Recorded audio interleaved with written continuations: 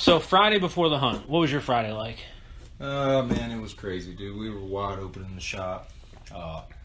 Jeremy, one of the other two hunting partners for everybody listening, was supposed to leave early to get his stuff straight.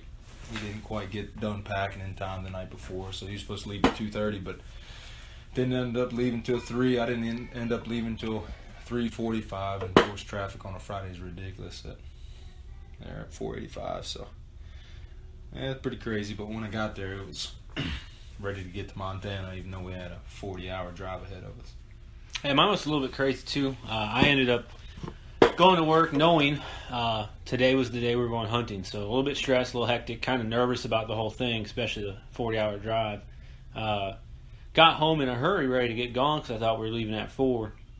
Kind of got into an argument with Rachel, short with the kids, felt really bad, and didn't have the Friday going out that I expected.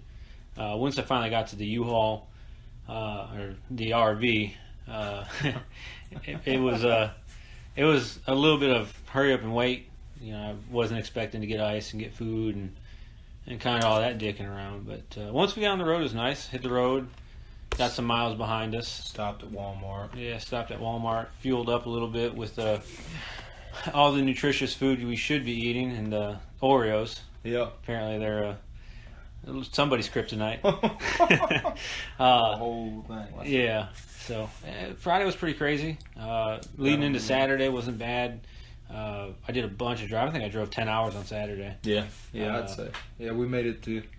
Where did we get to? Well, by the time Saturday night rolled around, we had already passed through Iowa, which was most of Saturday. Terrible state. Yeah. No offense to anybody in Iowa. Yeah, no offense. Lots of offense. Why do you live there? It's a terrible place. I thought Wisconsin was bad, just because of the 9 months of winter and 3 months of road work. But the flatness of Iowa and the nothing going on. I mean, yeah, you could have. I mean, the road to hell is probably nicer than it is through Iowa, and that's paved with good intentions gone wrong. So yeah, when we let's see, Sunday we went to bed. The other two boys drove night shift, and we lost 2 hours somehow. 2 hours in a 6-hour span.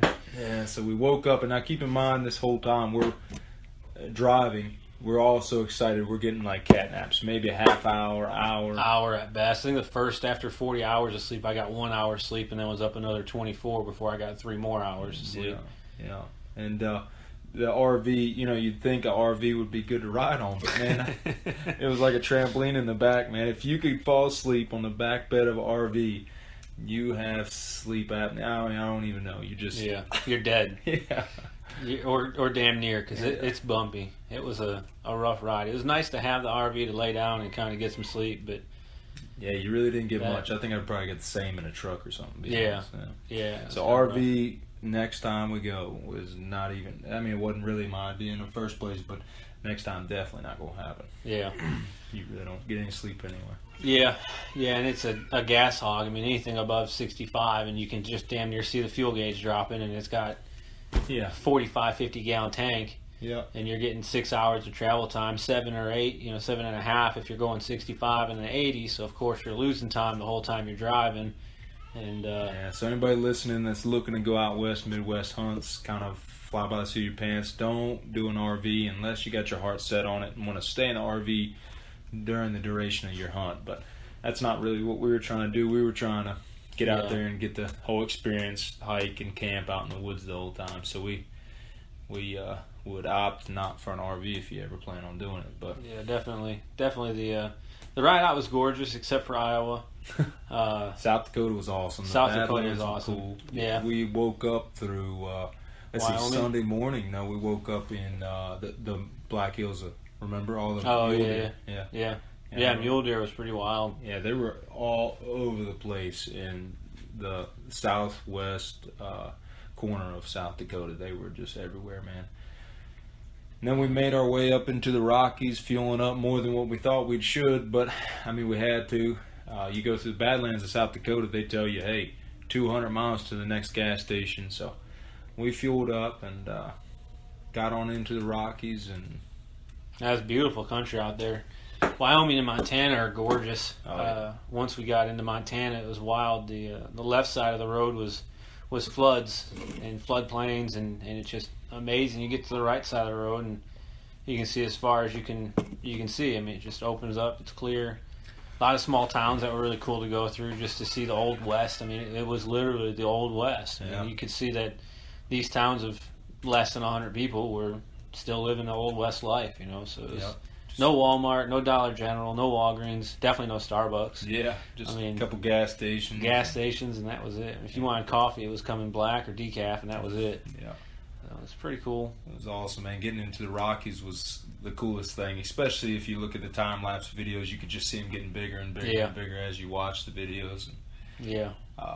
It was beautiful, man. You come into those woods, and you could just tell it's a different world, man. Different world, especially from the East Coast where we're from. So it was an awesome experience. Even the ride out was just awesome. Yeah, it was a long trip, but it was definitely well worth it.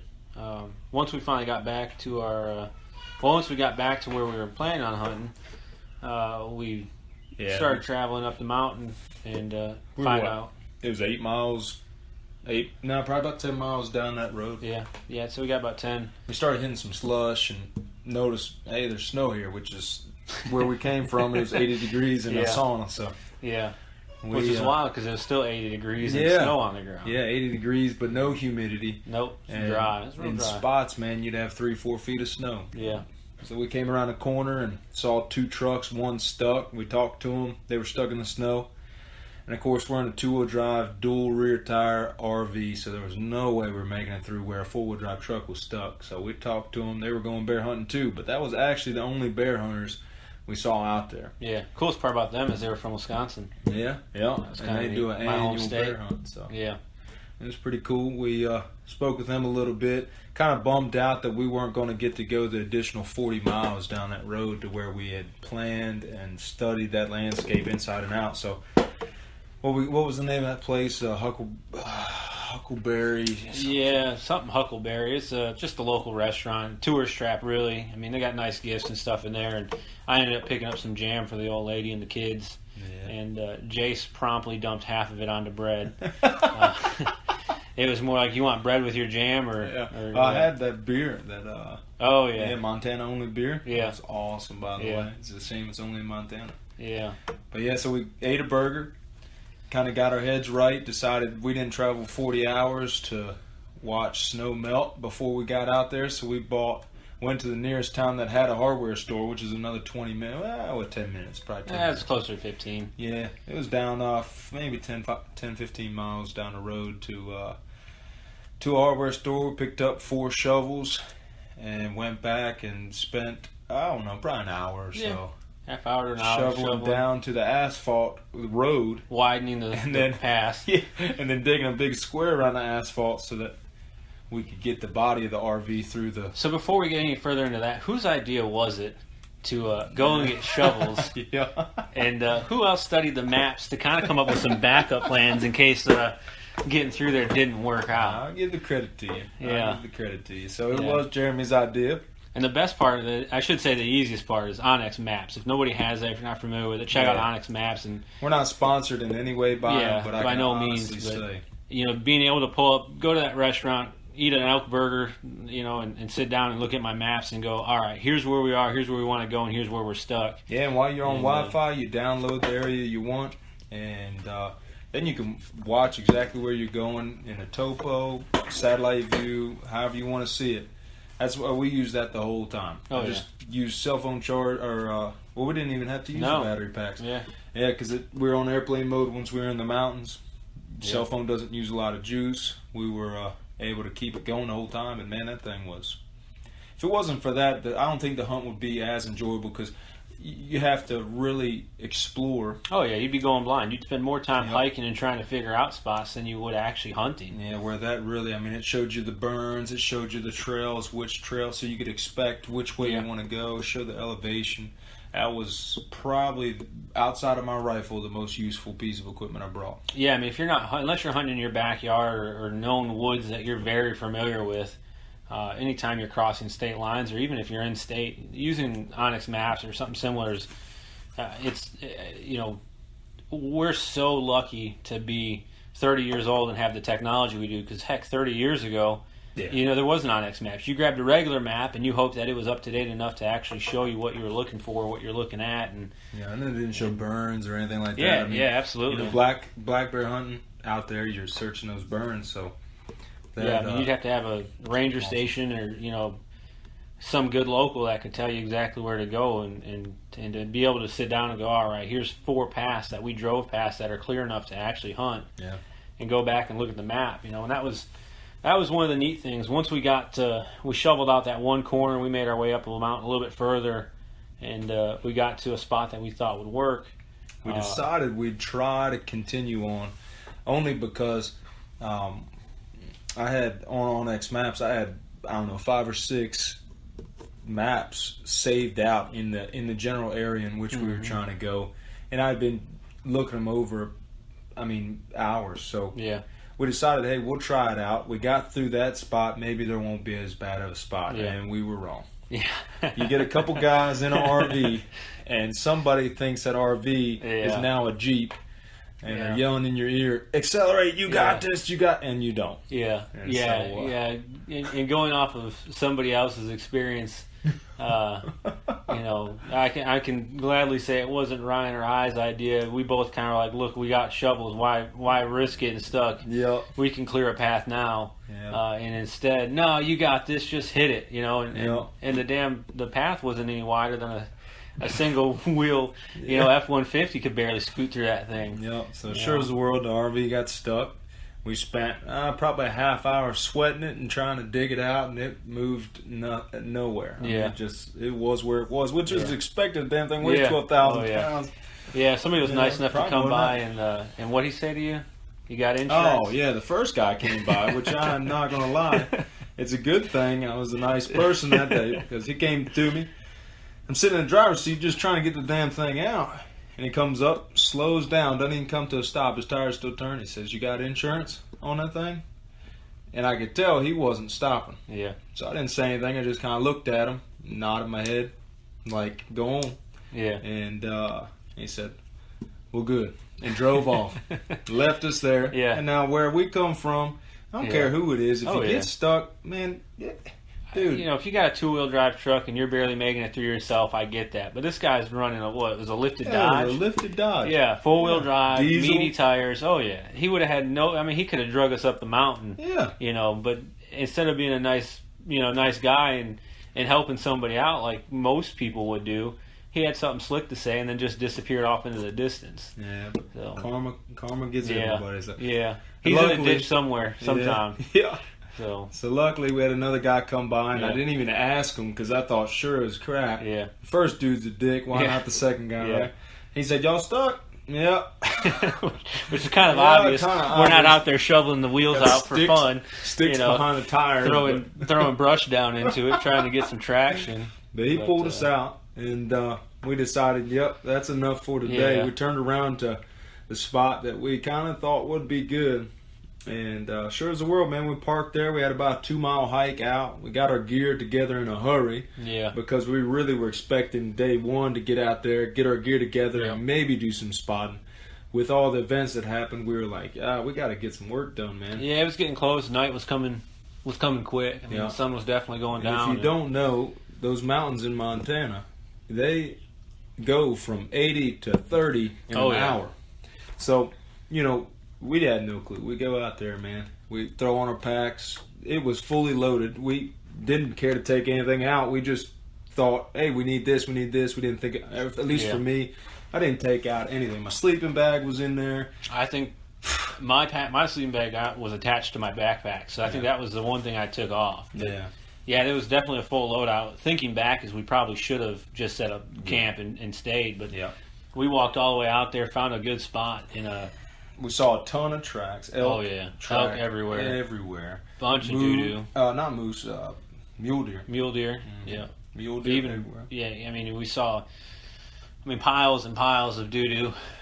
We saw what looked like could have been cat tracks a little bit further down. We're like, I'm pretty sure that's a dog. Yeah. We followed somebody else's trail out there, which was kind of neat. We saw... He never came back. That's the weird thing. Yeah. So... I don't know if OnX Maps hasn't quite got the missing link, at least mine anyway. Yeah. But it didn't show any connecting trails. Yeah. And if he did hike through that snow, that guy is a man. Yeah. Because that snow hiking is. Yeah, in the 4 days we were back there, we never saw those tracks come back out. So I don't know if he went up and around, because those trails kind of lead into a big circle, and you can make your way out, but it's not an easy hike. I mean, that's not something I'd want to do in a day. No, and you climb 3,000 feet in elevation really quick. And you're in grizzly bear country. I mean, you're definitely, that was one thing that was kind of surprising is you know there's danger. I mean, heck, there's danger walking across the street, but when you're no longer the apex predator, you're on pins and needles. Mama grizzlies could be right around the corner, ready to pounce. Yeah, it's definitely a different experience. I remember that first hike out. I almost unloaded 1 ounce 12 gauge slug into a chipmunk. Man, it was wild. Man, we heard it must have been 10 yards from us. We were walking and we're looking up and down the trail, and one side's the mountain, the other side's a creek. So we're scoping it out, just trying to see what's going to be around us and what's moving. And this is day one, man. And I heard something move in the bush close, and I stopped, turned, and almost drew my gun up. And was like, shit, that's just a chipmunk or something in there. Yeah, it's just so different. I think the reality of it is, man, you listen to so many things, and read. I mean, a guy died out there a week before we went. That's a right. guy got killed by a bear, grizzly a week before we went. So and statistically, grizzly bear attacks happen more now than ever in that area. So I mean, you're on pins and needles, but realistically, at least for us, we kept ourselves more hype than. I'm not going to say don't keep your guard up. Don't think, hey, I'm not going to come across anything. But the one grizzly we saw out of 4 days is pretty good odds. I mean, you're thinking, hey, I'll probably see 50% grizzly, 50% black bear. We saw one, and we saw 7.5 or 7 bear and a cub. So I think we we're in a good spot. It was definitely a good spot. We saw bear every day. Yeah. I mean, so day one, we hike out there with probably 70, 80 pound packs. Yeah. Full of camping gear and hunting gear and food and water now water was, we filled up every day, but food was for a few days. So we had a heavy pack. I went out Sunday with a full pack. We found our spot. We said, this is going to be some good spots. So it actually was, from best we could tell. I guess it was where the Forestry Service, the game and wildlife there, probably uses that gravel slide there. Yeah, they probably just dig it out and use that for the roads. Absolutely. I mean, so that's kind of some man-made stuff. That's kind of what we walked into. We got to the trailhead where it split off into a couple other locations, and we realized that, hey, there's a big gravel pile. It's going to be a good backstop. It's got a rock face on one side. It's got a steep incline and creek on the other side. So it's a good defensive position for sure. Not the best maybe for camping, but like I said, we went out there on pins and needles, man. We didn't want to set ourselves up under fir trees and not be able to see what's 5 feet what's away. Creeping up behind you. So Sunday was pretty good. Once we got that done, we hiked back, radioed over to the other two, and they came out the creek behind us. That was Monday. No, Sunday when we first looked out. When we come back to the RV, and we slept in the RV Sunday. Yeah, Sunday night we slept. We talked to the other team, and they decided that they were going to traverse the mountainside. Yeah, which we knew was a little aggressive. I mean, you look at the topo, and you're like, man, you're 3,000 plus feet of elevation change in an eighth of a mile. And you're looking at the side of the mountain, and it's thick, it's dense. It's like there's no footholds. It's covered in snow. You got 4 feet of snow, and you get close to some of those trees that you don't know are trees. Next thing you know, your foot's in 3 a cavern. 3 feet down in a cavern. Yeah. So they had laying down tree below you. Yeah, they had some wild ideas, and they swore up and down there was a cub playing with them, and they saw all kinds of tracks, and so they decided to do that. And we said, all right, well, that's fine. So Sunday night we stayed in the RV. Plan was Monday morning we'll get up, we'll go out, set up camp, and we'll start stalking. Yeah. So Monday morning we went out, did just that. We got out there pretty early. We didn't. We slept in a little bit because the tendency of black bear, especially in that area, seemed to be that there was no movement in the morning, And then as the day progressed, especially 3 or 4 is when it seemed to start turning on, and then you'd see bear almost, especially the one day, it was bear on the hillside, bear running below us. Yeah. I mean, they were moving in the evening. And so, and I had read that too, so we decided, hey, we'll just actually get a good night's sleep, because that'd be our first night's sleep. Not moving and sleeping. Yeah. Knowing that we had a week ahead of us of some serious camping on rocks. So we got a good night's sleep, packed up, headed out. We took our time going out. Nothing spectacular happened. Yeah. We'd already done the trail. We knew what we were getting into. Found a spot we thought was great. And the snow was still everywhere there. And it was about the only dry spot where there wasn't snow. The only high spot that was dry. Yep. And so we set up camp. Yeah, we set up camp. We got on the glass now for a little while. We watched a little bit, and we decided, you know what?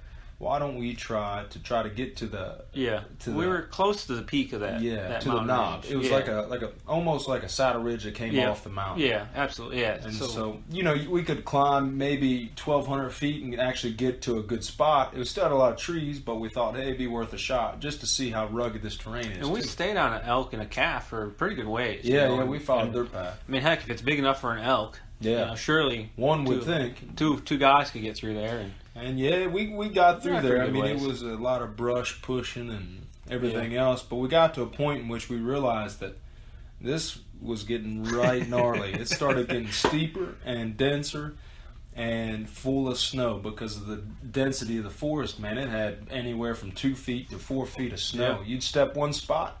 Test out a spot with your walking stick. Looks good. Cooper, put a foot on it. Next thing you know, you're engulfed in snow. That's right. Cooper here, he didn't have gaiters on, which I am a huge proponent. That's another good piece of equipment to have, especially in that country. But Cooper was behind me, kind of following my lead. So if I fell through a little hole with my leg, I had gaiters on. I wouldn't have to worry about snow shoving up to my knee. Well, I got to dead end, looked back at him. He knew that we had to go around, and he was at the turnaround to get back to where we needed to go. So he's poking his snow with his snow stick. He's like, oh, yep, this is good. Good and firm. He took one step, and it went right to his crotch all the way up. Packed his boots full of snow, man. Yeah. That was hilarious, dude. Yeah, that was pretty funny. Well, we get to that point, and we're like, all right, we need to get down this, and let's get back on this trail and actually see what these snowshoots look like and what we can actually see and see what's covered up and what's not, so we can decide if we need to camp a little bit further out, and have a good spot to glass at night or towards dusk, or if everything's still covered in snow, the further in you go. Yeah. And so that's when we start making our way down the mountain. And we didn't go the way we came, because the course in which we came was you go 12 feet forward, you turn around, go 6 feet back and go up or left or right, maybe, another 6 or 8 feet, and then go a little further that way, and you come to too dense stuff. So we made a bunch of little horseshoes as a path out. So we didn't want to do that crap again. We decided, hey, Onyx map shows we are 600 feet above the trail in which we need to try to get on, so let's just go straight down to it. Well, the other thing about Monday, too, is that it was 83 degrees. Yeah, 83 degrees, man. It's 83 degrees and 4 foot of snow. Yeah, so you're hot, you're sweating, full pack. Smoking hot, man. I mean, we went through 3 liters of water almost by lunchtime. 3.5. Yeah. Yeah, 3.5 liters apiece. And so, we start making our way down, and this is so steep that one tree in distance from another tree, the limbs are touching, but from base to base, it's probably 30 feet. Mm-hmm. And it's just, you make a ladder out of the snow, man. You just dig one foot in, dig another foot in, going through this brush. That's definitely where my inexperience in that, came into play. As a kid, if we walked up a hill, it was because we're sledding down it. Yeah, You didn't have trees and stuff that you were hiking through. Yeah. And like in Virginia, I'd been in that, but nothing with 3 feet of snow. And quite honestly, Virginia's got some big mountains. That's where I grew up, but nothing compared to those mountains, man. Yeah. That's what I was telling some guys at work. Those mountains, from the valley in which we were in to the top, was 3,500 feet elevation change. That's higher than a lot of mountains from sea level where we're at. Yeah. That's higher than most mountains from the sea. Yeah. So, I mean, the scale is just immense there. Yeah. So as we're going, we're hiking down and we're moving down, And my inexperience really went to show. I could feel I was leaning too far away from the mountain. And after it happened, I was like, okay, I need to stay lower. Yeah. And I need to rely on your back foot. And rely on my back foot. Yeah. And not knowing my back's a little tender, being stuck in an RV, driving for 10 hours and then curling up in a ball trying to get 2 hours of sleep. So I'm a little stiff, and Ryan gets down to a point, and it's my turn to start coming down, and I'm kind of going down. It was like a snowshoot, not quite a snowshoot, but it was a steep area in which the snow knocked everything down except for a decent-sized tree in which I perched myself at. Yeah. So I'm hiking down in his footprints essentially, and I don't know if it was the weight, the shift, or what it was, but I lose my footing and I go to full slide mode. All I know, man, is I'm at this tree. This tree's 6-8 inches in diameter. My right foot is on the back, not the back side, but to the right side of the tree. Cooper's coming from my left above me on the hill, and I hear, oh shit, and here he comes, man, snow shooting up. His backpack's all, above his head, and he's sliding. Full slide. And really, if he kept sliding, he probably would have got right hurt. I think it was another 50 feet down before the next tree, probably. Yeah. It would have been a hard. I don't know that it would have been a terribly hard landing. I was picking up speed, and I think there was enough snow that I probably would have eventually grabbed something. I was trying to poke at it with my walking stick, which wasn't going to stop me by any means, but I think it could have slowed it down a little bit. But definitely, if you hadn't grabbed me, there was a lot more slide coming, and it could have been bad. Yeah. So anyway, he was gaining speed. He probably slid for 10 or 15 feet before he got to me, and somehow I grabbed something substantial on him. You could have thought I threw an Oreo cookie at Ryan, because that's about the only thing he'd have caught like that. I mean, I must have looked like the biggest Oreo cookie in the world, because he reached out and grabbed me. And then all of a sudden, I'm completely upside down on this hillside. My right leg is wrapped around a tree holding us, and I'm inverted, upside down. He's down below me. I look up and I can see. I'm like, damn, that's pretty slick. You guys legs hooked around a tree, and I've stopped. I'm like, all right, well, I'm stopped. Now I need to get up. At that point, I dig the snow. I dig my walking stick with a snowshoe into the snow and get upright, and pull Ryan back upright. And that was kind of like, all right. I tried sitting up. We need to get off this mountain. It's impossible to sit up with a 70-pound backpack. I promise you that. I went to sit up. I was like, no, it's not going to happen. Yeah, if it had been either of us by ourselves, either I would have went for a real long slide, or you would have dropped your pack, because it was like, you're upside down. I mean, get on a pull-up bar, hang upside down on a pull-up bar with a 70-pound packer, grab 245 weights and do a couple sit-ups. It's completely impossible, man. And then I remember, if it wasn't for you pulling me up, man, the backpack just pulling you down, man, it felt like that blood was rushing super quick to my head. I don't know if it was adrenaline, I'm sure. or what, but it was like the worst blood rush you ever get, man. Was for sure. I mean, I remember sitting up and grabbing you, and we're sitting there on the side of the mountain kind of thinking, I'm like, holy shit, my heart's going to blow out of my chest. Like, and that's another thing to take in consideration if anybody ever goes out there, and especially from the East Coast. Your elevation here, moderate elevation, is 1,000 feet, maybe 2,000 feet, and unless you live in the mountains, you might be up to 3. The whole time we were playing, it was anywhere from 4,000 to 7,000 feet out there, and that was not even not even the biggest mountains out there. We weren't in the craziest stuff. A third the way up. I mean, we were a third of the way up the mountain to where we were planning on hunting to begin with. Right. So I mean, where we were planning on hunting was 52 right at the gate. So it was it was definitely noticeable. I think by day 3. Yeah, your body's fatigued. Yeah. The amount of water you drink is a real good way to tell what elevation you're in, just because you'll be thirsty a lot more. I noticed that. I mean, you just had to drink more water. And even the first day when we got back to camp after that incident, and we were tired, we got out of the brush. Man, I had brush in everything. I had it in my neck, in my teeth. I felt like it was just everywhere. Yeah, those pine needles. You don't know. I had a couple that hit me, and I was like, dang, am I getting bit by something? You realize they're aggressive, man. It's a pine needle, Yeah. So we got back to camp. Before that, once we get off the mountain, we get on the trail. Yeah. And we realized how far down that trail we had gone, and we did a little bit of spotting out there. We had lunch, kind of curled up next to a creek. That's right. We ate lunch and glassed for a little bit. Yeah, at the split there, and we ate lunch and did a little bit of glassing and realized that. And of course, the sun, man, is intense. Oh yeah. It went, like I said, it goes from 30 to 80, and that 80 degrees plus snow. Yeah. And it's a big reflector. Brutal. So you really no sunglasses, no sun hat. And who knew, man? I'm thinking, hey, I'm hunting in the woods. If anything, sunglasses would be a hindrance. It'd be something else I had to carry. That's not the case. You might want to bring sunglasses if you do a spring black bear hunt, especially if there's snow on the ground. Yeah. So we had some. What was yours? Oatmeals. Yeah, oatmeals. Oatmeals. That was a good one. That's pretty cool. Self-heating bags. Yeah, 4 to 6 ounces of water. Give it 10 minutes. Heat up, and you're ready to go. That's right. The servings are a little small. If you're looking for a little more serving, you might want to carry 2 of them or something. But plenty of Cliff bars. Backpacker. No, Mountain House. Mountain House. Yeah. So Cliff bars were a big one. Yeah, that's a constant. What was it? The white macadamia. Yeah, that's the best. Oh man, that was good. Yeah, so you definitely keep up with those, man. More calories and more water you can put in your body when you're out there. And you don't really realize it, but I noticed, on the way home and even by day 4, I'm like, I'm really not eating a lot, and I didn't feel hungry. Yeah, I didn't feel hungry. It was like, you're really good about doing that. Like, hey, dude, let's eat something. And I didn't feel hungry. I don't usually eat big meals anyway. But it's just like at work, man. You're working your you butt get going, off. you forget about it. You're not hungry. There's plenty of times where 1, 2 o'clock in the afternoon. I mean, heck, today. Yeah. I ate my lunch at 2 o'clock. Exactly. Exactly. That's how I am too, man. But I just you gotta keep that in mind when you're. Don't lie. You're shot tech. 11 o'clock hits. You're gone. Yeah, that's true. That's perks of the shop for me. I'll make lunch now. Yeah.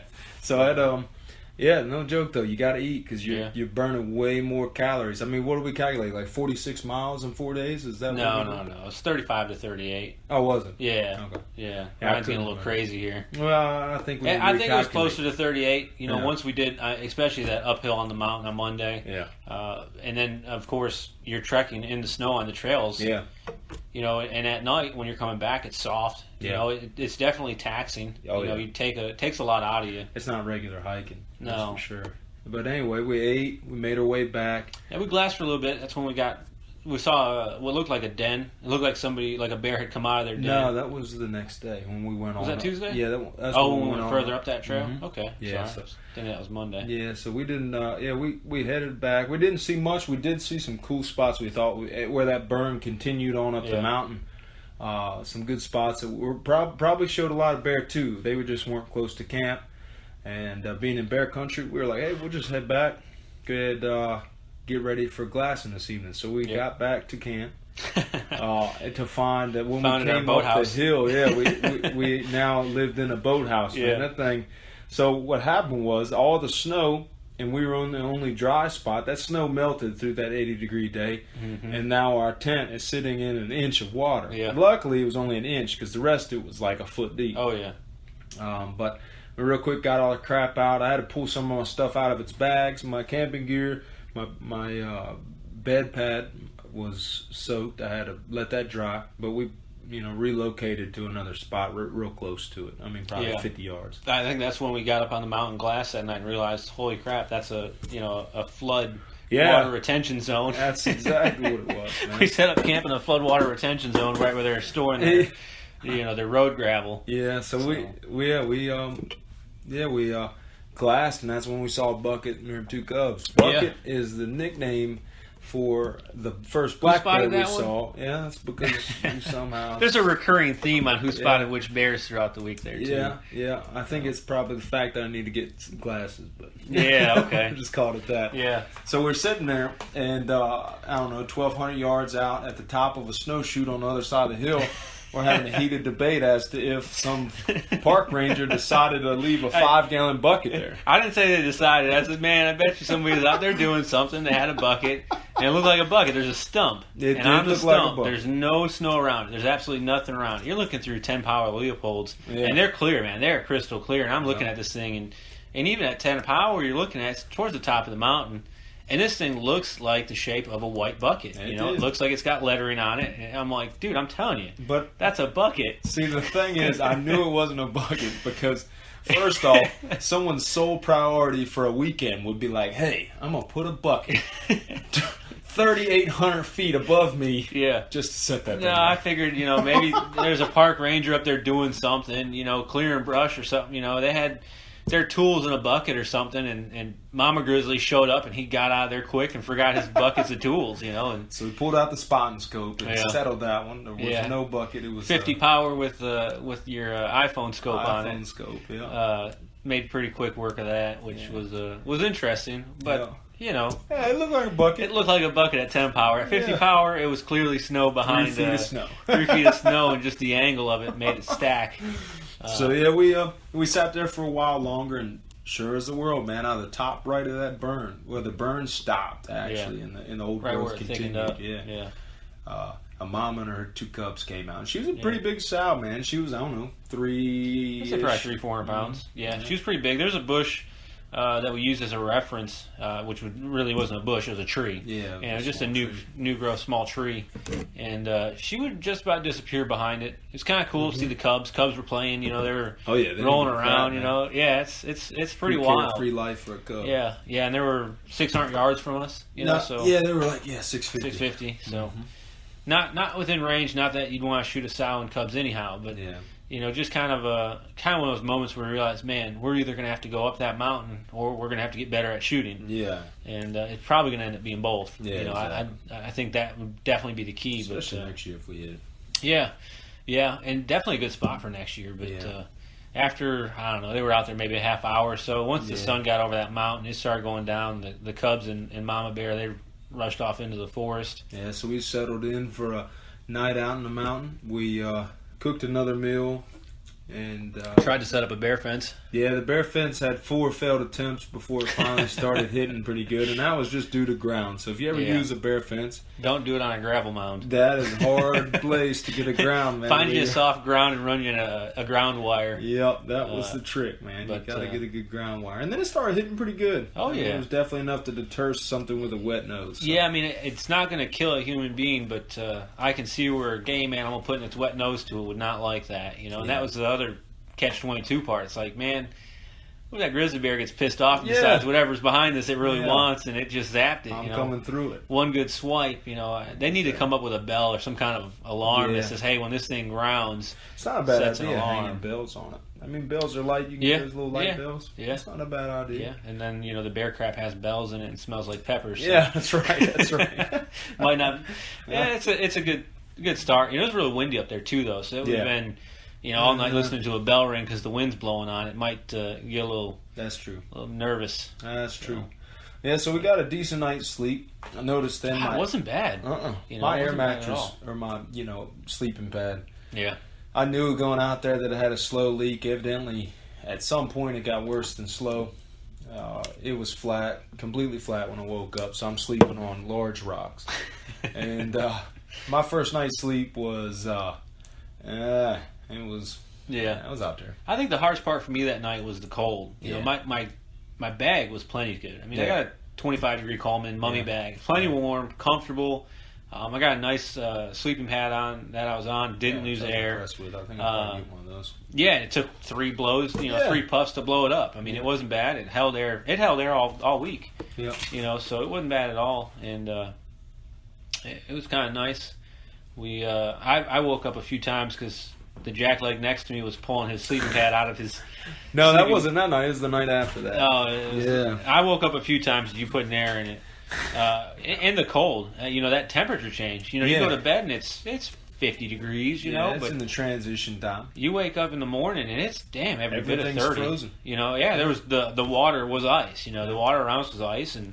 Yeah. And the hard part was my face would get cold in that mummy bag. Yeah. So it's like either I cover my face and I have trouble breathing, or by Tuesday I ended up just kind of rolling sideways in my mummy bag, creating a dome. Yep.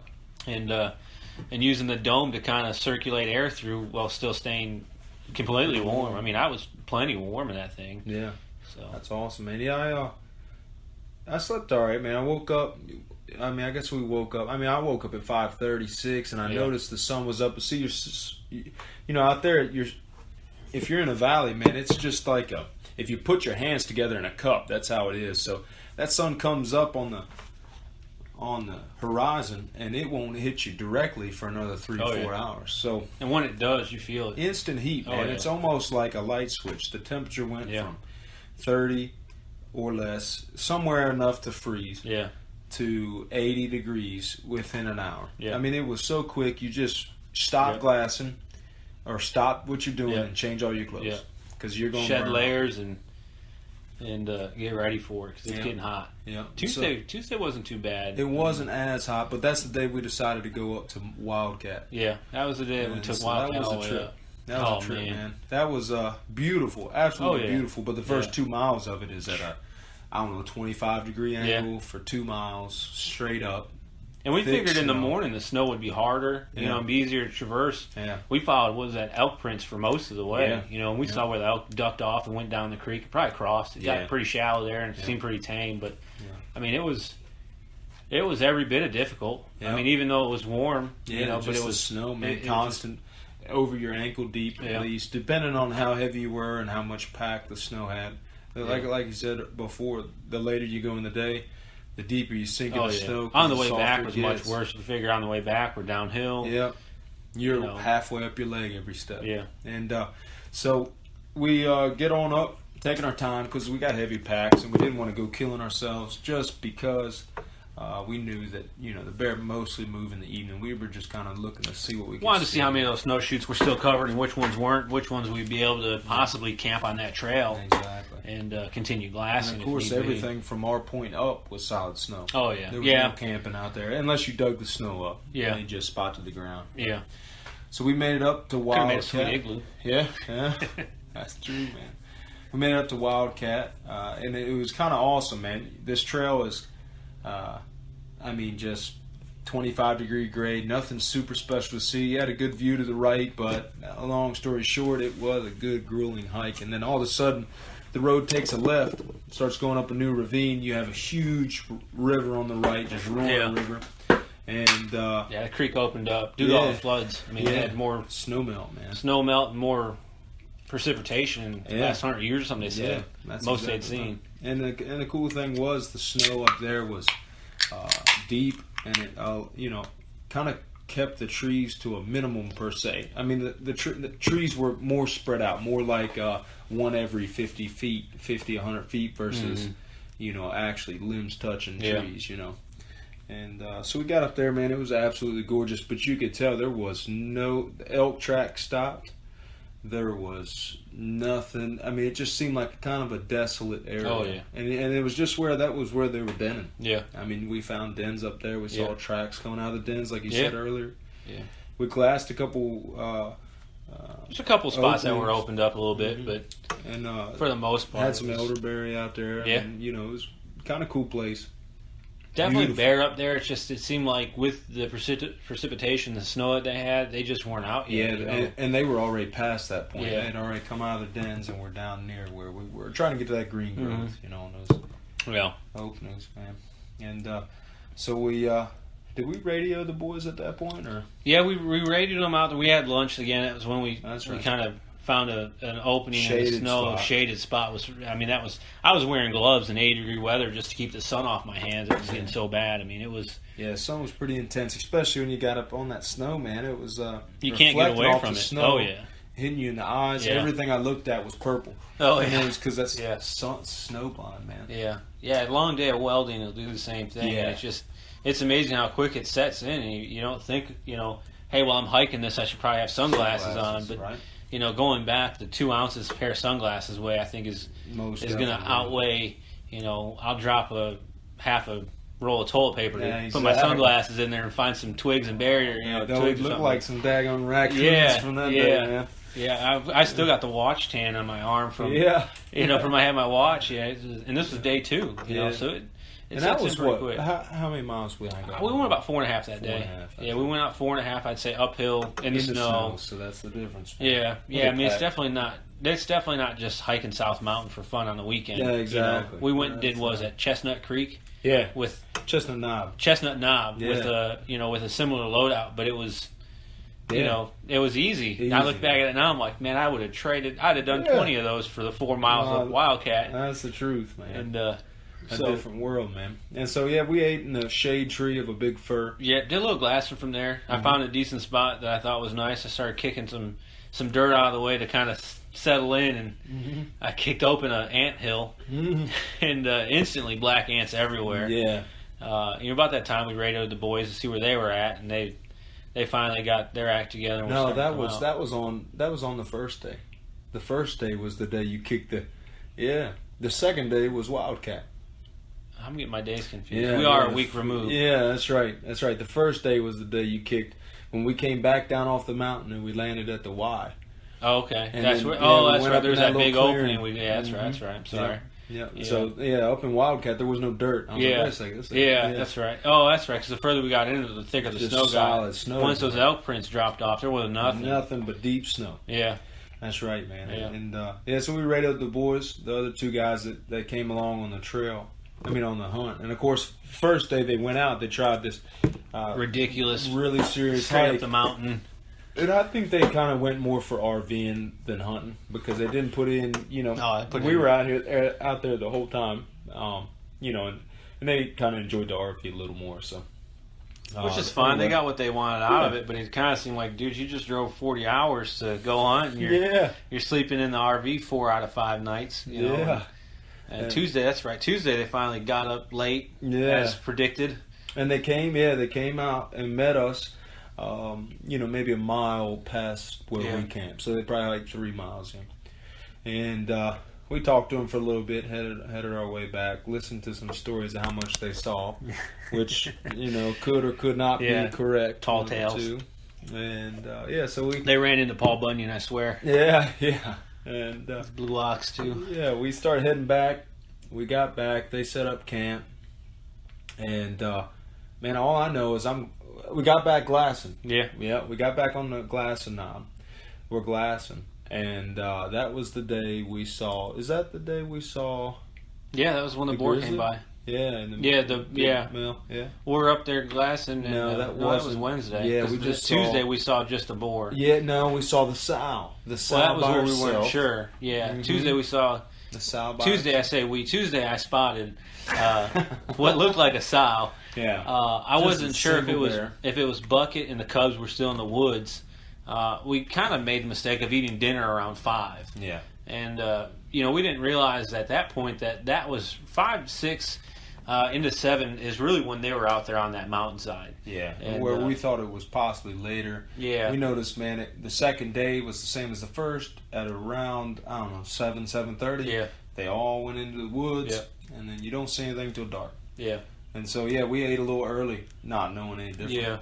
Yeah, we saw that sow, and it was like, man, that's either a sow, and it could be Bucket, and the cubs are in the woods, or it could be a boar by itself. We're not really sure. And then all of a sudden, man, I don't know what, I was just looking at that sow, and something caught my eye. I looked down in the valley below, and about, 100 yards down, I saw something big moving on the fire trail that we hiked out on. And I stood up, and I hit Jeremy on the shoulder and told him something big was down there. And sure as the world, man, it hit the clearing. It was a big boar. I have if you look on our Instagram page, you can see a picture of my hand beside his footprint. Yeah. Just a monster bear, man. Looks like Bigfoot. Yeah, he was a big boy, man. I would say every bit of 400 plus pounds. Yeah. And so we decided to take chase, man. I grabbed my gun. At this took point, off running. I've got my boots on loose. We're just hanging out. We've been glassing for a little bit. Yep. And man, I wish I could have ran faster, man. Yeah. Because no joke, as soon as I came around that corner, it was like into the woods. Gone. Yeah. I mean, that's the hard part. Is you're not.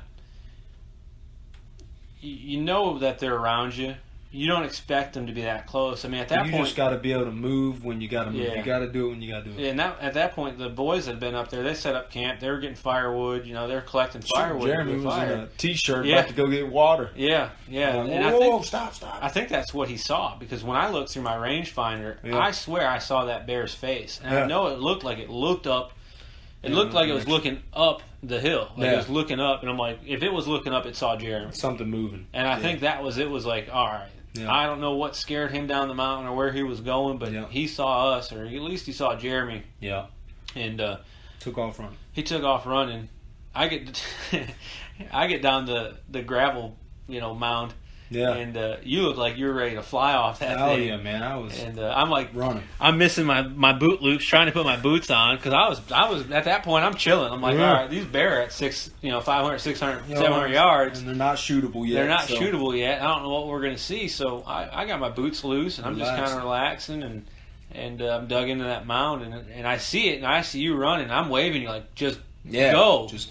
Yep. You know, if you shoot it, I'll be there in plenty of time. Yeah. You know, and at that point, I'm like, you got your rifle in your hand, and I've got my shotgun, so I'm like, well, shit, I better hurry up because if that bear turns on him, you know, you're pretty quick. You got your pistol out fast enough that I think you'd have been all right, but I'd have felt a lot better if I could have put a round in it. Exactly. You know, follow up a 7mm with a 12 gauge slug, I think, and change its mind a little bit. But so I finally I must have missed that left loop like 4 times. I was to the point where I'm like, I'm going to wrap this around my boot and just go with it. You know, finally I hooked it, and it kind of took that. All right, stupid. You know, time to move. Slow and smooth is faster than you know being fast about it.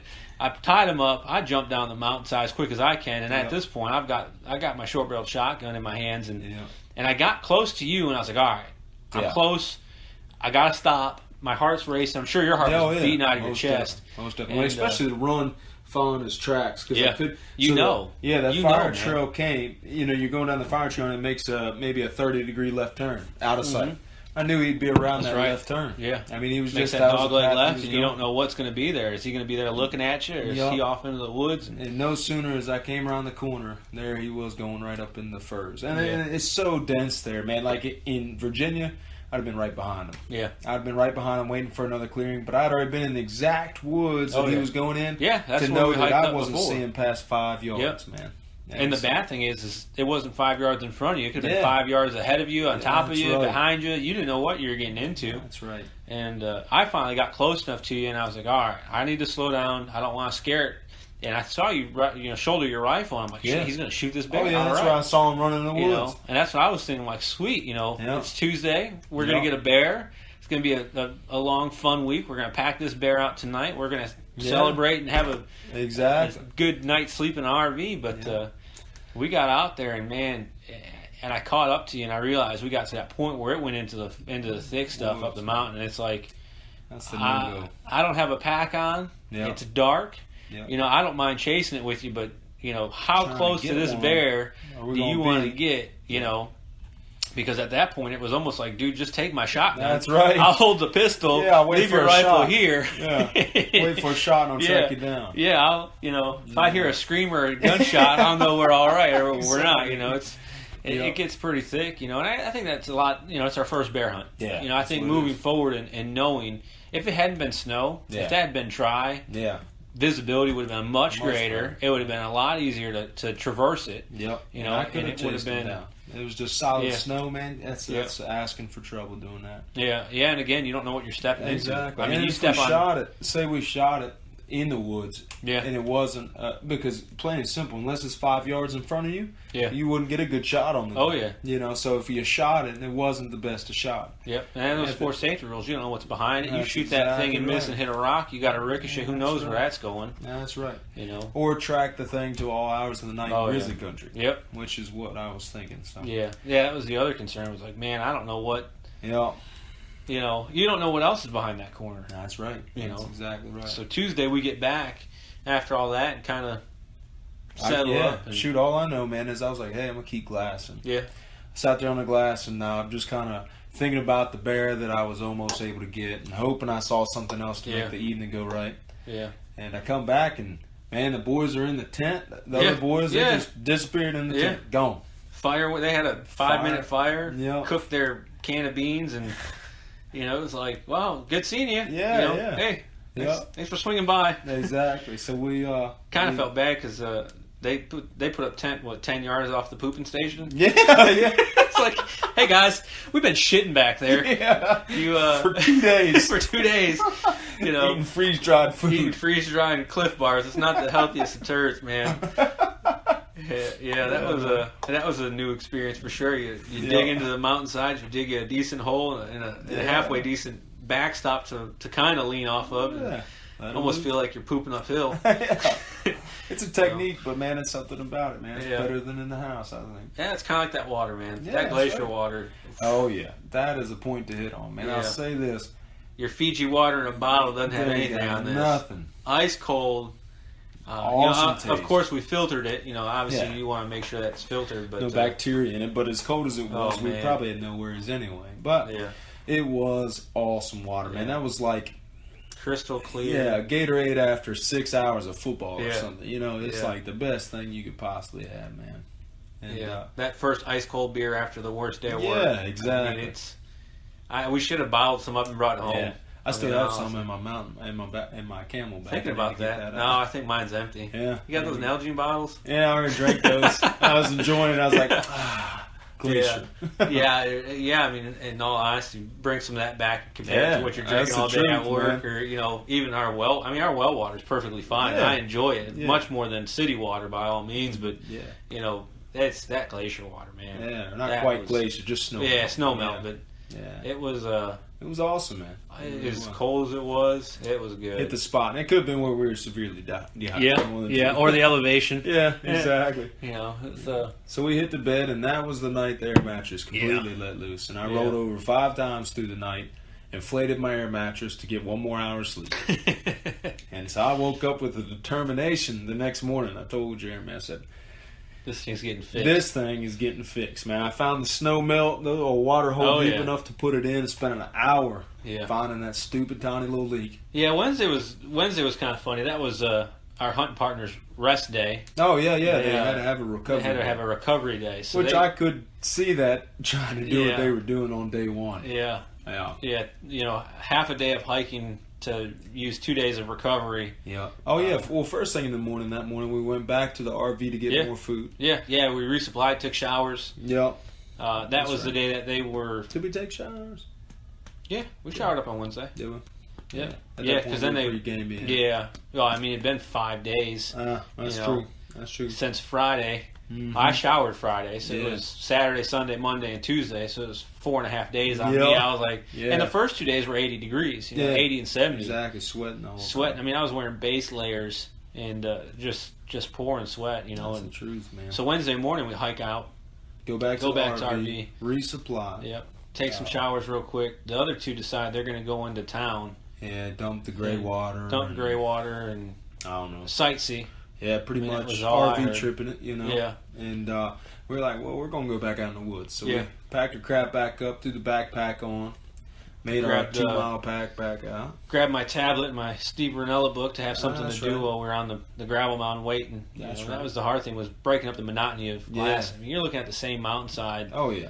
That's actually when we changed our spots. We ended up going to the completely covered death trap. Yeah, that's the truth. That's the truth. Yeah. Yeah, that was, that was not a bad spot, though. I think, in the summertime or later spring with no snow and you can see what Yeah. you're stepping on, yeah. not bad. But those big boulders broke. Yeah. And That was the problem. It was made up I of- don't know what kind of rock that was, but it wasn't. It's almost like sandstone or yeah, something, man. It you was look just- at it hard enough, it was splitting in half. Yeah, so you're trying to walk on this stuff. The snow's covering the holes in between Yeah. the rocks. You don't know if it's 5 It feet was or a 20 premier feet. spot. Oh yeah, it was a good It spot. just what it wasn't real comfortable. Especially once you took your digging rock. That's and right. Dug a nice into little it. seat there. Dug into it a little bit. Yeah, we made a good little spot. We sat there for a while, and we noticed that throughout the day we were having serious clouds into worse and worse in clouds, and Yeah. knew a storm was coming, Yeah. but we didn't know Didn't know what it was. And we started seeing some pretty dark clouds. Didn't have much fear of it, but we got a call over the two-way at 5?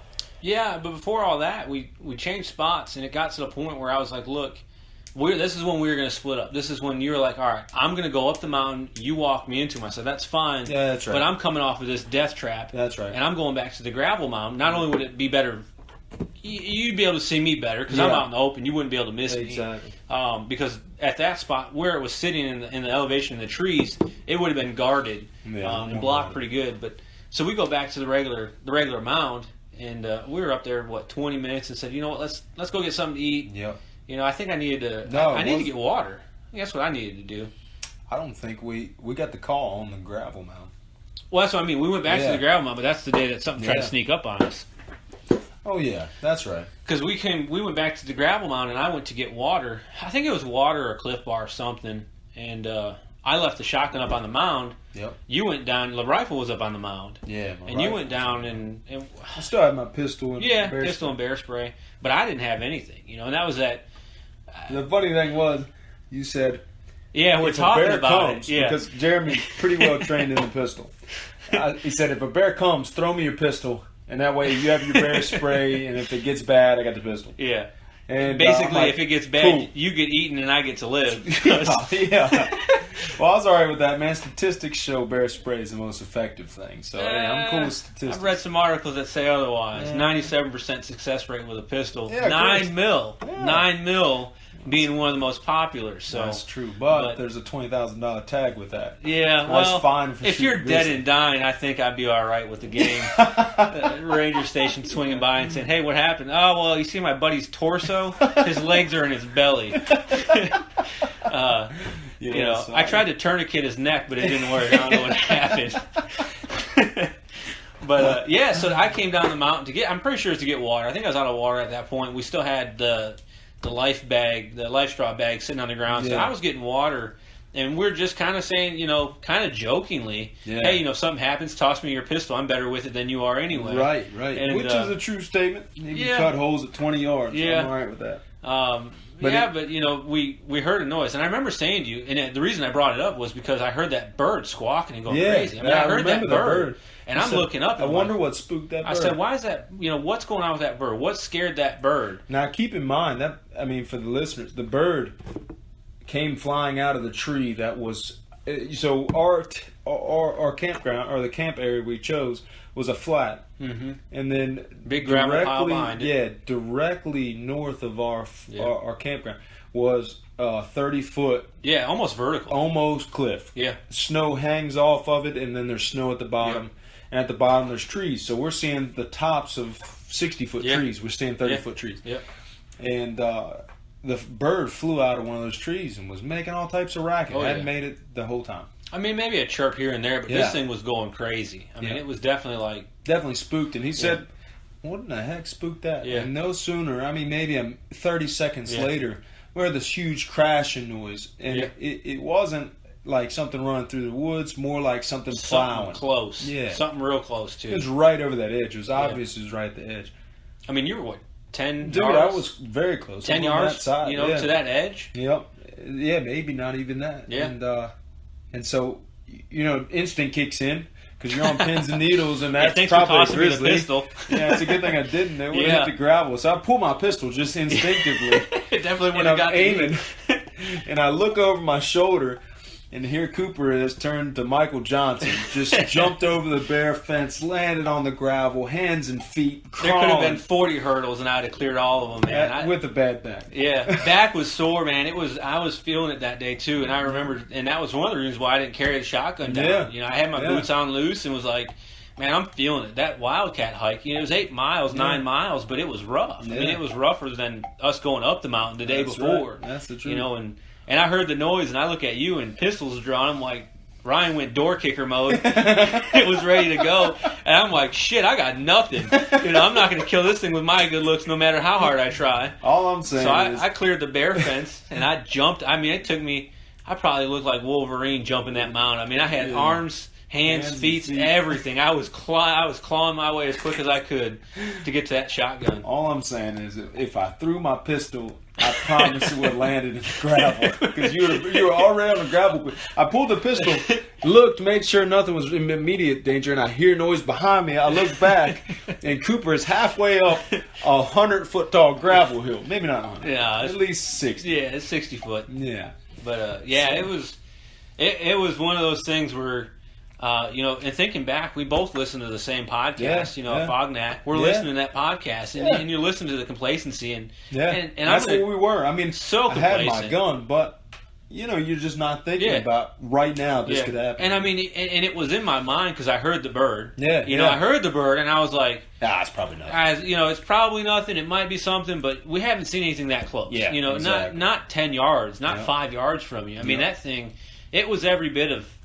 At most 10. Yeah, I mean, at most it was 10. If it wanted to, it could have jumped that mound and been on you quicker than either of us would have expected. Exactly, and that's the good news was it most likely was that a black bear. Yeah. And so we investigated because we weren't going to be like, hey, let's just pretend that didn't just happen. At that point, I mean, I'm on top of the mound, right, shotgun to the shoulder, and I'm like... I made my way up to the mound, which is the most defensive spot, because it's higher than everywhere else. I'm sitting above everything, and I'm like, I'm golden here. Yeah. I've got 5 shots and one in my pocket just in case, and I'm like, man... at that point, like I said, your pistol was drawn and pointed, and I'm like, all right, I need to get down this mountain, get next to you, and figure out what we're going to do. Exactly. I mean, we must have sat there for 4 or 5 minutes. Yeah, just waiting on something. And then we decided, let's check this out. So we go down the hill, go across the bridge that's made by the National Wildlife Service there. And we noticed as we were crossing the bridge that, I noticed. Yeah. That a log that was crossing the river. Yeah. And it's pretty notorious. I think it's safe to say that it seems like black bear like crossing something rather than going through a river, especially a river like that, man. Oh yeah, with it moving as quick as it was going. Yeah. So I noticed that log was broke. Yeah. And I was like, I wasn't broke before. I took a picture. It was real pretty. Yeah. Pulled out my phone, pulled out the picture, perfectly straight. Mike, that just happened. So we get over to that log. And notice. I can't believe we forgot to take a picture after it was broken, but I know. Adrenaline going and thinking about it. Oh, yeah. That was on pins and needles. Yeah, that was not like, all right, there's a bear somewhere and it's damn close. Yeah, exactly. So we get over to investigate. And I think what happened is that bear made his way across the log, tried getting up that steep hill, and of course the snow hanging over. Yeah. He made a jump. It looks like he made a jump and then landed down below it because he didn't make that jump. No.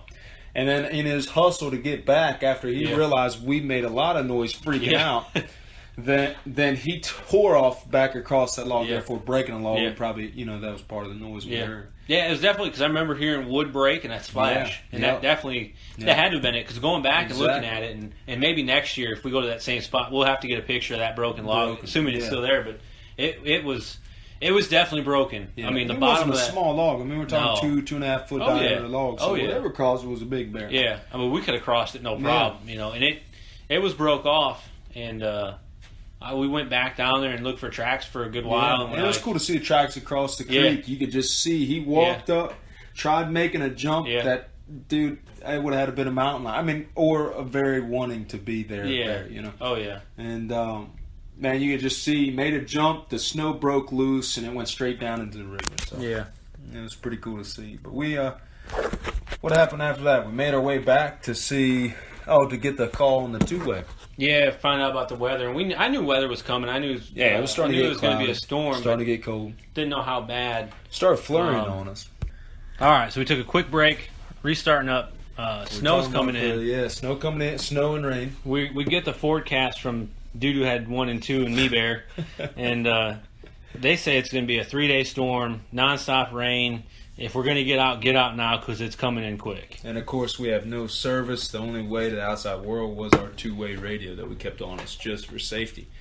So we're like, oh man, this is not good. In the mountains, it's flurrying where we're at.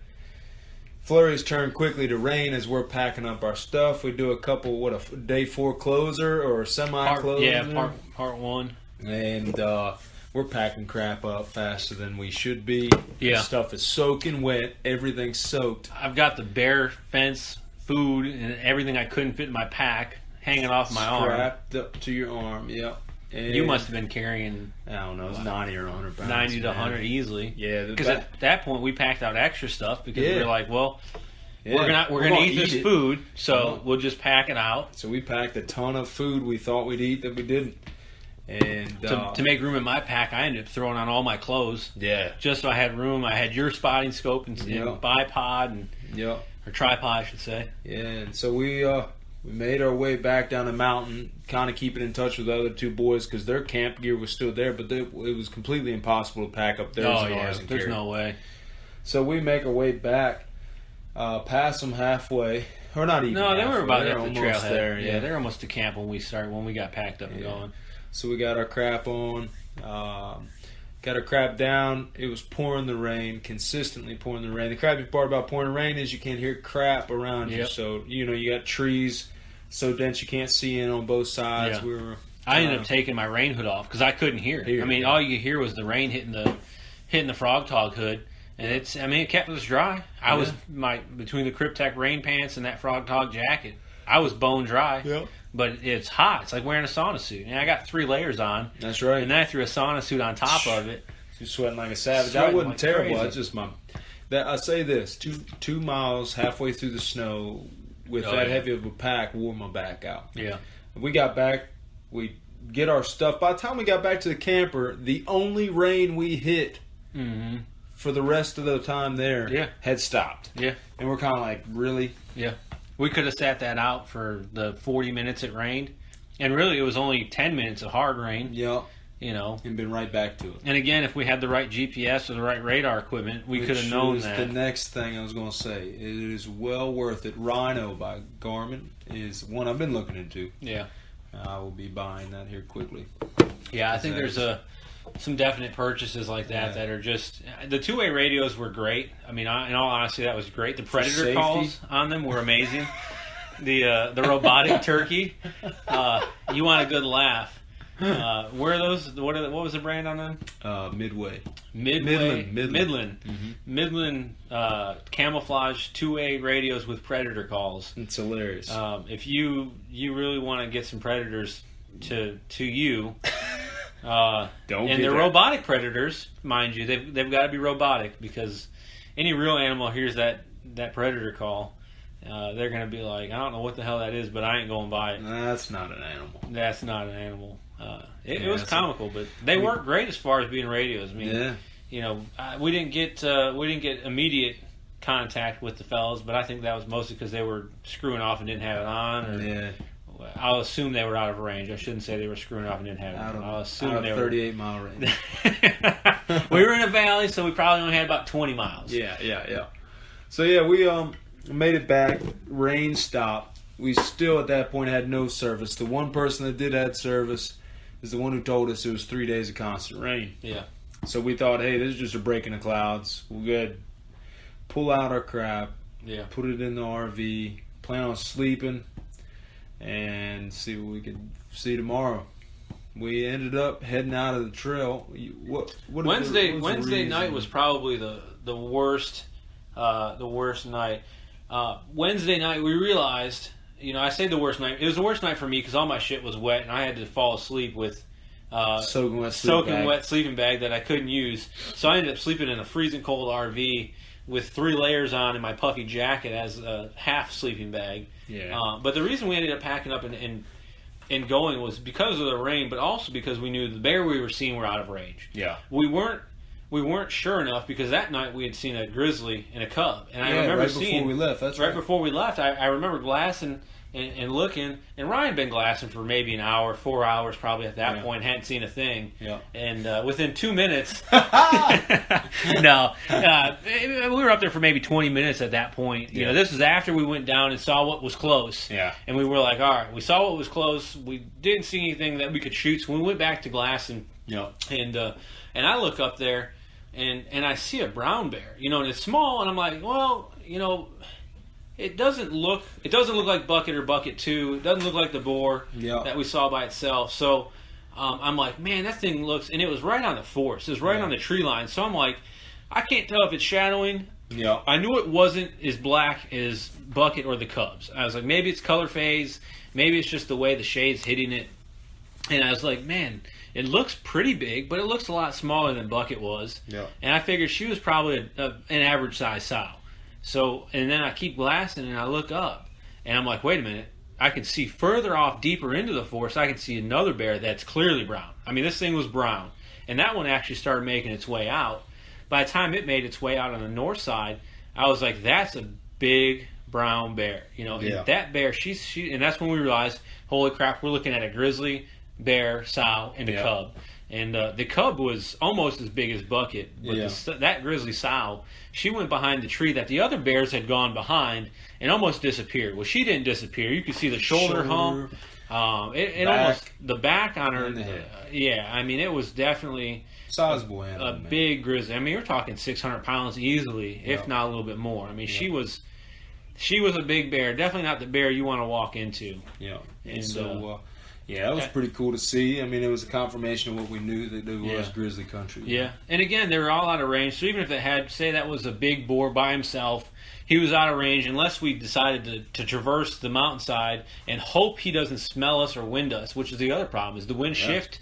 The wind shift on it was quick. You know, I mean, at one point in time, we were walking up there, it's hitting you in the face. Next thing you know, it's coming up behind you. So you got to stay on top of the wind out there. yeah, that's for sure. we had come up with the plan at that point that Ryan was just going to hike up there and I was going to walk him into whatever bear I saw, and that would have been pretty dangerous because at that point we didn't know that could have been a grizzly, you know, and that was kind of the bear close was what deterred us from doing that because at that point we were like, look, there's bear and they're close, they're getting 7 yards from us, you know, so we don't necessarily need to split up. Moving forward and going to next year, I think the better plan will be is spot, confirm, and then at that point, the next day, make our way up there and just take our chances. Or maybe not even next day, man, depending on when we see them. Depending on when we see them for sure. And again, if we get out there and there's not snow, there's going to be more activity because there's going to be more foliage for them to eat on. That's right. So, but that was pretty eye-opening. We saw that, and then that was about the time that we heard from Bear, Me and Friends saying... Me Bear. Me Bear, I'm sorry. Me Bear and Friends. That'll be another podcast. Far off into the future, we'll go into that one. I think it's safe to say they won't ever hear it. Well, I don't necessarily care that they hear it or not, but you know, that's when we'll play. That a was little half bit closer. the problem with what was it, Thursday night? Or Wednesday night. Well, and that was the whole problem. Had we had the radar, had we had the technology, and said, this is nothing, man. This is going to be a 45-minute storm. We got one spot of red. When it clears us, we're golden. You know, we could have stayed out there Wednesday and actually hunted into Thursday. Which kind of leads us into the RV. We packed up. We made our way out. We're wearing way too much weight on our back. Wore out, tired. And tired. Soaking wet. Yeah. Well, my pack, my sleeping bag was soaking wet. Your tent and stuff was soaking wet for sure. But as far as clothes go, from sweat. Yeah. So we get back and get up and running, and the plan is Wednesday night we're looking at Onyx maps, and we ended up Wednesday night we ended up going to the local bar. Decided, hey, you know, we're not hunting anymore. It's still relatively early. You know, let's go get something to eat, get a hot meal in us. The local bar was the only place open. Yeah, well, Me Bear and Friends decided that the A&W was open till 9. No, it's 9:30. I promise it's 9:30. Well, at this point, it's after 9. It doesn't feel after 9 because to us it feels like it's 7 o'clock. You know, it's 7 o'clock on a Wednesday. Surely everything's open. Well, it's 9 o'clock on a Wednesday because of the time change. We get all the way out there. A&W's closed.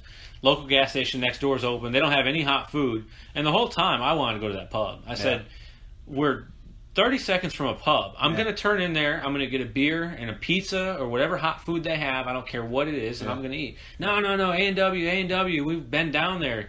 Like, they had spent all day in town. Yeah, exactly. You know, so it's kind of like, guys, you spent all day in town. Like, you know, if that's what you want to do, that's fine. To me, that's not hunting. That's more glamping. And I'm not a glamorous camper, so you know. But A&W's closed.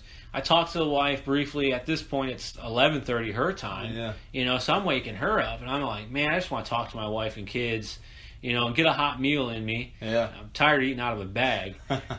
You know, so that A&W's closed. We turn around. We go back to the pub. And Steve Rinella's book. You know, ask the locals. Go to the local pub. Go to the local bar.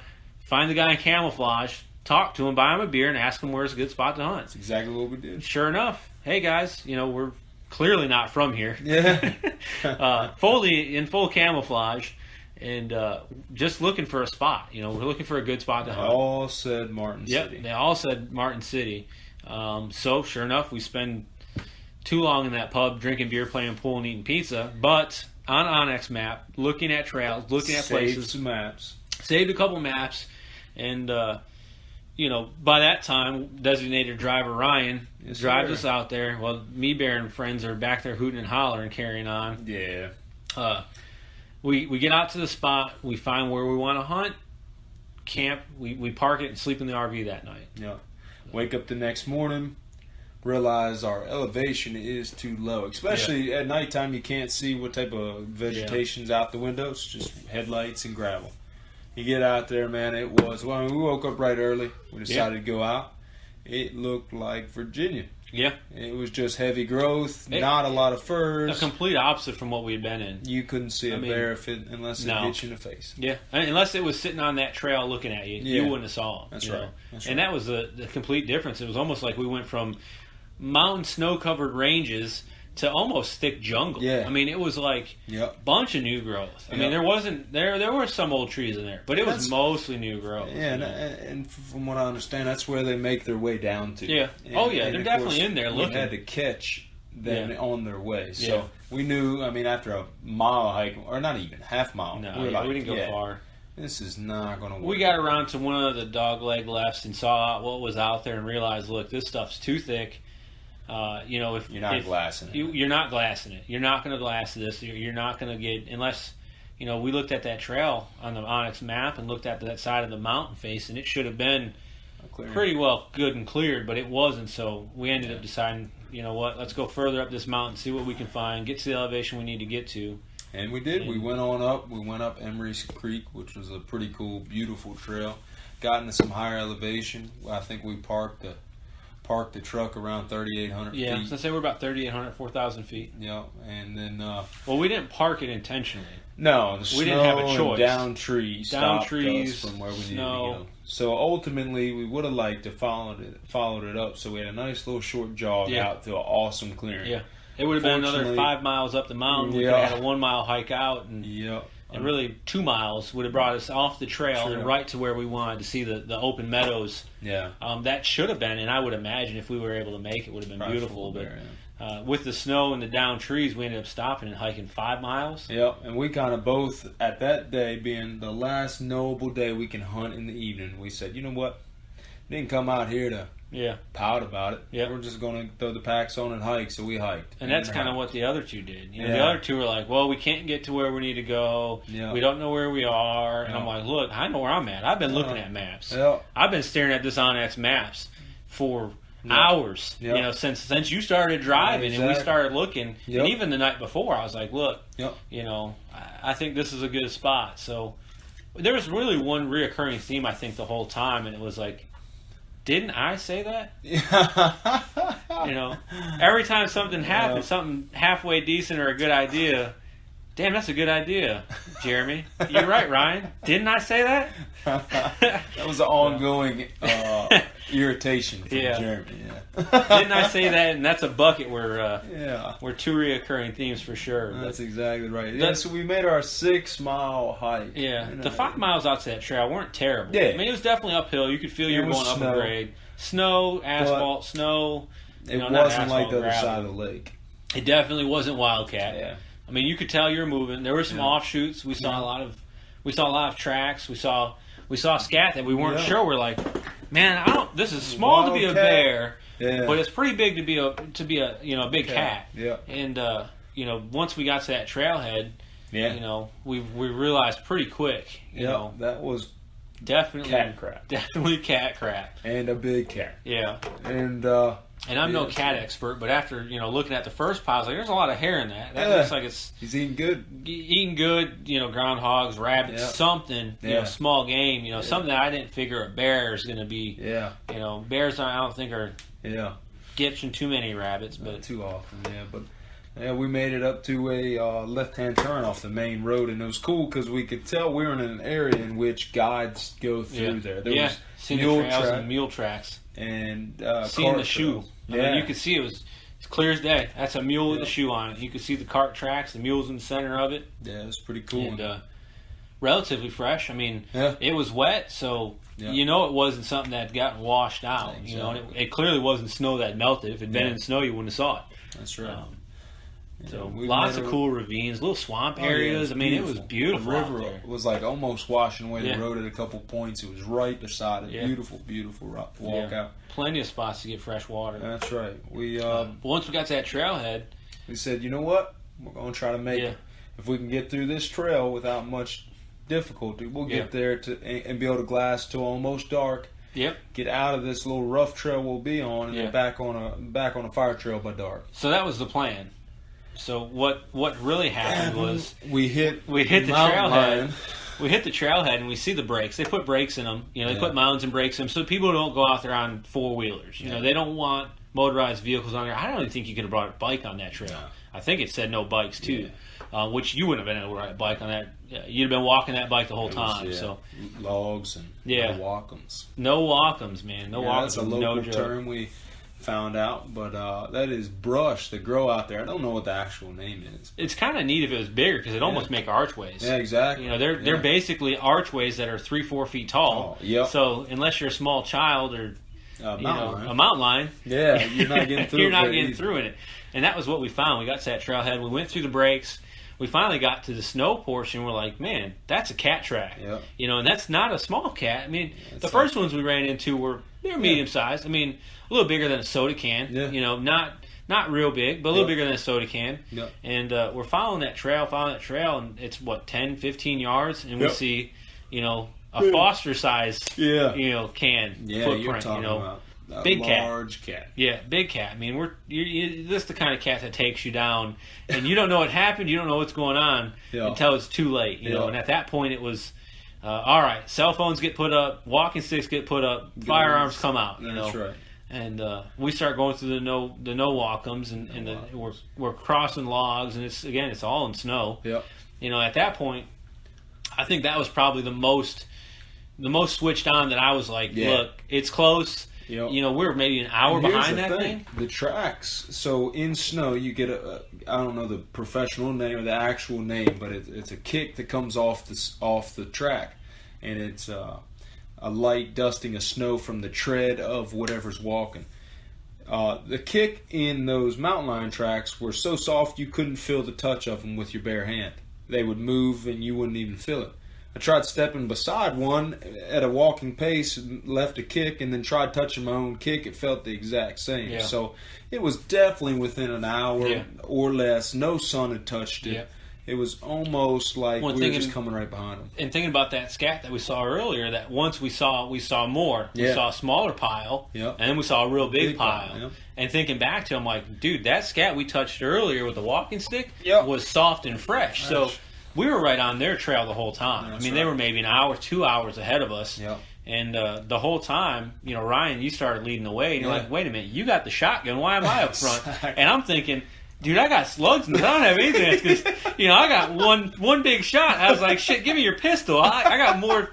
I'd rather have 12 shots of 40 than 5 shots of 12 gauge. And I was like, man, if I had a turkey load, a target load, something that had a pattern to it, would have been a better option. And then definitely going back, carrying my dad's shotgun was pretty cool, but carrying the right ammunition for it, I think, will be a definite that's right. It'd change. Be worth the wait. And that bring was, a few shells. And some scatter. and that would be the point. We get into that point where we see mountain lion tracks, and they're close. Yeah. Switch over to a couple rounds of turkey load or something, or target, just something that's going to give it enough spread that if you get the chance to catch it, jump at you. Yeah. If at least somewhere you can around at least. If I'm swinging that gun, I don't have to worry about a 1-inch hole. That's right. I got a good 4 or 5, 10-inch pattern that can really, change its mind a little bit. And that was our biggest concern because we're in that was dense. I mean, and you're in a trail, so you've got dense forest below you to your left. You've got dense forest above you to the right, and you're like, man, this cat could be no walkums. Yeah, no walkums on the trail. Yep. This freaking cat could come out of anywhere. That's right. And at that point, we're moving slow, headed on a swivel, man. I remember looking backwards several times. I'm like, I know you're behind me, but damn it, I'm looking behind me, and I'm looking behind you, And, same here. And, we came up to a point in which the snow melt created a river. And it was, 6 foot wide. Yeah. Rushing pretty heavy. Oh, yeah. And it narrowed to a couple of spots, but you could see the pools and the swirls. It was deep. It could have been 6 foot. It could have been 2 foot. It could have been 10 foot. You just don't know. And that was the other thing is following those tracks and making sure they didn't backtrack on us was my main concern. That's what we said actually when we were talking. We were like, "Look, we'll be fine so long as they're moving forward, we're all right." And that was really what it was. Once we got to that creek, that river crossing, and I saw and you saw where they jumped it and kept going, I was like, "All right, I feel a little bit better. Yep. That doesn't mean they didn't come back and cross it further down or anything, Exactly. but we walked down that river a little ways to try and find a safer crossing. Yeah, because it was literally from there probably a mile before we got into that big clearing. And that was the other problem, is it was getting dark. Yeah, with the big cat close. Yeah. At that point, it was about 4 in the afternoon, 4 in the evening. Yep. And it was kind of like, all right, we've got 3-mile hike back downhill, not the end of the world, pretty easy hike. It was more than 3. Did it take us longer than 3? 3 hour. Yeah. Yeah, It's about 3 hours. miles. 2.5, 3 hours to get back. Yeah, it was about 3 hours. Which wasn't, that was a pretty easy hike. I mean, once we hiked back that last mile from the river back to the trailhead, sat down, ate lunch, got to FaceTime the wife and kids, That's which right. I kind of enjoyed. It was nice because I knew they'd be getting a bath, and I caught them at the perfect time. You got to talk to your old lady, and that was nice. Had a decent meal. Realized that the mosquitoes were strong. Serious. The force was strong with those ones. Yeah, they will bite through your clothes. Just Yeah. a heads up if you go out there. Yeah, that was rough. But to get out of big cat country, I almost would rather a bear because somewhat hear it, but You can at least and see you got a bigger target. Yeah. 100-pound cat jumps out of the woods at you. You probably don't know it's coming. Yeah. I've had cats, and at night when you're walking through the house and a cat's playing games, you don't know it's on you till it's whacking you in the ankle, and you're like, "What the crap is that?" So, 100-pound cat comes and whacks you in the ankle. You drop to the ground, and you hope it's not biting your neck. Yeah, that's exactly right. So that was kind of nice to sit down, get a decent meal, have a couple Cliff Bars, drink some of that glorious mountain water. Mountain water, that's right. And then the hike back wasn't bad. I gotta beautiful. post that picture of that ladder, that railing. Oh, yeah. Yeah, that's saw right. a couple of hiker, what are the rock piles? Rock stacks. Yeah. A couple of rock stacks was kind of cool.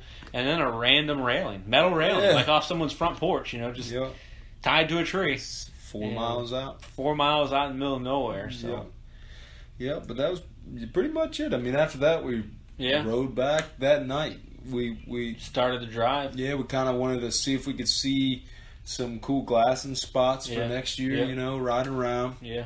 And decided, look, we're not seeing anything in the morning. Yeah. We got a long ride back. Yeah. I'll just go ahead and hit it. Well, Bear Me. Me Bear. God, I keep saying Bear Me. Me Bear comes out of the woods. No cell service. Phone died, but somehow texts his cousin that he's coming out of the woods. Saying 8 bear. Yeah, he said he saw 7 bear, all with cubs. Yeah. And a beaver. And had he known we were leaving that night, he would have stayed in the woods. Yeah. For what? To shoot a cub? Exactly. To shoot a sow with a cub? Like, Yeah. it kind of frustrated me because it's like, dude, you had 4.5 days to get to Thursday to finally decide Thursday at noon you're going to leave the RV and find this mythical swamp that's not on any maps, that's not anywhere. You don't have any photos of because your phone died. What cracked me up was I'm looking on my Onyx maps. I'm like, oh, so you saw a bear here? Yeah. Trying to give him some credibility. He's like, I'm telling you, that's wrong. Yeah. I'm like, oh, okay. Yeah. That makes sense. The maps that we've followed for 4.5 days that we've used in North Carolina as well are wrong. And I'm sure they get some stuff wrong, but the whole time I just was like, dude, your credibility with me is zero. And he's going on about all this opportunity and there's bear out there. And I'm like, I'm looking at you and I kind of see the twinkle in your eye like, oh man, I'm going to go get me a bear. And I'm like, dude, my boots are off. Yeah. I got blisters on my feet that I didn't have. I mean, that was the roughest hike. It was 12 miles that day, Yeah, it was. I'm at that point, I'm like, man, if you want to go, I'm right there with you. I'll go with you. But to go on that guy's word, and that's the biggest thing, is picking your hunting buddies. Picking the guys you go into the woods with, Well, I'll say this. A hunting trip really shows the color or the personality of a person. And that's the truth, man. Yeah. You put them through one difficult day and you'll find out if they're taking a relaxation day the next or if they're out there to be doing what you're doing. Yeah, spend half a day getting your ass kicked in the woods doing something you shouldn't have been doing to take 2.5 days off. Or, we went up that mountain. Yeah. We went up that mountain. We didn't just stay on the trail.